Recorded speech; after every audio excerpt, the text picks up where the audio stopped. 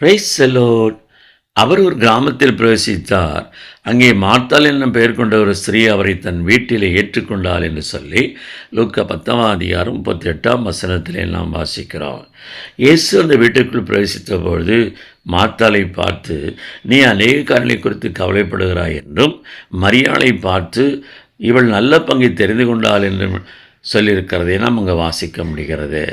அன்பார்ந்தவர்களே, மார்த்தாள் இயேசுவை ஒரு புண்ணிய புருஷனாக பார்த்து அவரை போஷித்தால் தனக்கு புண்ணியம் கிடைக்கும் என்று அவள் பிரயாசப்பட்டாள். மரியாளோ இயேசுவை ஒரு தேவ மனிதனாக அவருடைய ஆலோசனை தன் வாழ்க்கையை மாற்றும் என்று சொல்லி அவருடைய சமூகத்தில் அமர்ந்து தேவ ஆலோசனை கேட்டாள் என்று சொல்லி நாம் பார்க்கிறோம். அவளுக்கு அருளப்பட்ட தேவ ஆலோசனை என்னதென்று யோவானின் சுவிசேஷம் 11:25-26 வாசிக்கிறோம். நானே உயிர்த்தலும் ஜீவனமாக இருக்கிறேன், என்னை விசுவாசிக்கிறவன் மரித்தாலும் பிழைப்பான், என்னை விசுவாசிக்கிறவன் என்னென்றைக்கும் மறியாமலும் இருப்பான் என்று சொன்ன அந்த ஆலோசனையை நாம் மறந்துவிடவே கூடாது.